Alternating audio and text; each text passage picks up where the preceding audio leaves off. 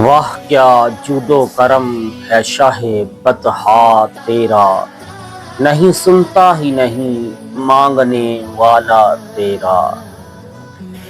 اس شعر میں امام عشق و محبت حضرت رضا بریلوی رحمۃ اللہ تعالی علیہ بارگاہ رسالت صلی اللہ علیہ وآلہ وسلم میں عرض کرتے ہیں کہ سبحان اللہ، اے شاہ بطحا یعنی کہ اے مکہ معظمہ کے بادشاہ، آپ کی سخاوت اور بخشش کا کیا کہنا۔ آپ کے دربار سخاوت کی ممتاز شان یہ ہے کہ آپ کی بارگاہ میں سوال کرنے والا کبھی بھی اس کے سوال کے جواب میں نہیں سننے کا سابقہ ہی نہیں پڑتا، بلکہ مانگنے والے کا سوال ضرور پورا ہوتا ہے۔ یہ دربار دنیا کے عام بادشاہوں کے دربار کی مثل نہیں، بلکہ مالک کونین صلی اللہ علیہ وآلہ وسلم کا دربار ہے۔ یہ دربار تو شہنشاہ یعنی کہ بادشاہوں کے بھی بادشاہ کا دربار ہے۔ دنیا کے بادشاہوں کے دربار میں ہر کسی کا سوال پورا نہیں ہوتا، کسی کا پورا ہوتا ہے اور کسی کا رد ہوتا ہے، لیکن یہ اس شہنشاہ کا دربار ہے کہ جہاں ہر ایک کا دامن بحر مراد سے بھرتا ہے، کسی کو بھی خالی ہاتھ یا مایوس لوٹایا نہیں جاتا، یہاں تک کہ کسی کو بھی نہیں کہہ کر بے مراد واپس نہیں کیا جاتا۔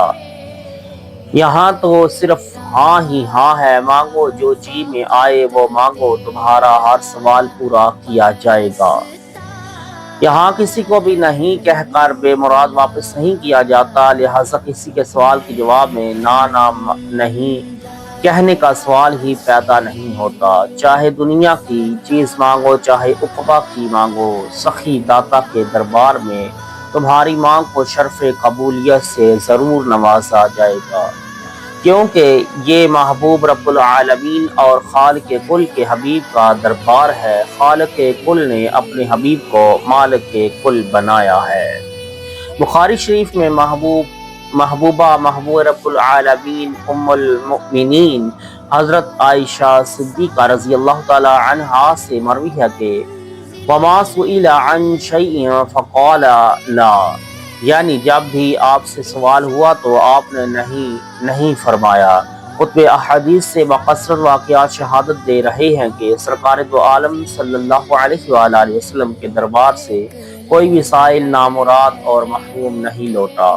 سب کا سوال اس دربار عالی سے پورا ہوا۔ بحرین سے آئے ہوئے مال غنیمت میں تقریباً 1,00,000 درہم تھے جو علا بن الحضرمی نے بحرین سے خراج میں بھیجا تھا، وہ تمام آپ نے ایک ہی نشست میں تقسیم فرما دیا۔ تفصیل کے لیے بخاری شریف کتاب الجہاد میں لکھتا ہو۔ اسی طرح مشکوٰۃ شریف میں حضرت انس رضی اللہ تعالی عنہ سے روایت ہے کہ آپ نے ایک شخص کو 100 اونٹ عنایت فرمائے۔ جامعہ ترمذی میں بروایت حضرت سعید بن مسیب آپ نے صفوان بن امیہ کو اتنا دیا کہ وہ مالا مال ہو گئے۔ صحیح بخاری میں کتاب اللباس میں ہے کہ حاکم صدق نے کپڑے اور غلے سے لدے ہوئے 4 اونٹ خدمت اقدس میں بھیجے، آپ نے فوراً تقسیم فرما دیے۔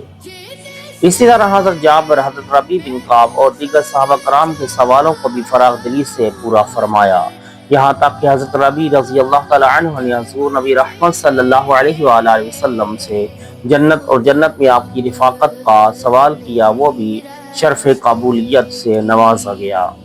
حضرت ابو ہریرہ رضی اللہ تعالی عنہ فرماتے ہیں کہ میرا قوت حافظہ نہایت ہی کمزور تھا، میں نے بارگاہ رسالت میں اس کی شکایت کی، حضور نے مجھ سے فرمایا اپنی چادر بچھاؤ۔ میں نے اپنی چادر بچھائی تو حضور نے اپنے دونوں ہاتھوں سے اس میں کچھ ڈال دیا اور فرمایا کہ اب چادر کو سمیٹ لو۔ میں نے چادر کو سمیٹ کر اپنے سینے سے لگا لیا، پھر میں کوئی حدیث نہیں بھولا۔ ذرا غور کرو اور سوچو، قوت حافظہ کرنا کیا دنیا کے کسی بھی بادشاہ کے اختیار میں ہے؟ دنیاوی بادشاہ، حکمراں اور امراء بہت تو مال، دولت اور زمین وغیرہ اشیاء دے کر سوال پورا کر سکتے ہیں، لیکن کسی کو قوت حافظہ کی دولت عطا کرنا ان کے بس کی بات نہیں۔ لیکن اللہ کے پیارے محبوب صلی اللہ علیہ وآلہ وسلم کے دربار میں کسی بھی چیز کی کمی نہیں، یہاں تو مانگنے کا حوصلہ چاہیے، مانگو اور پاؤ۔ اس دربار عالی میں مانگنے والے کو نہیں سننے کا اتفاق ہی نہیں ہوا۔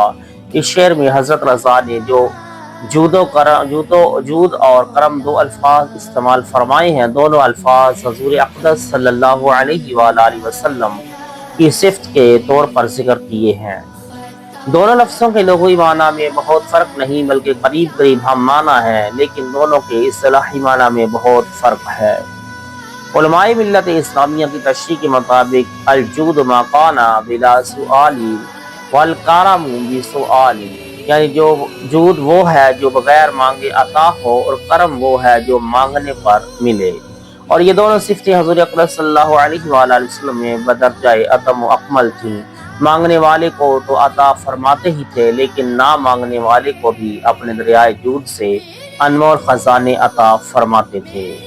حضرت رضا بریلوی نے پہلے مصرع میں جود اور کرم دونوں لفظوں کا استعمال کر کے اپنے آقا و مولا صلی اللہ علیہ وآلہ وسلم کے دونوں اوصاف جلیلہ بیان فرما دیے ہیں۔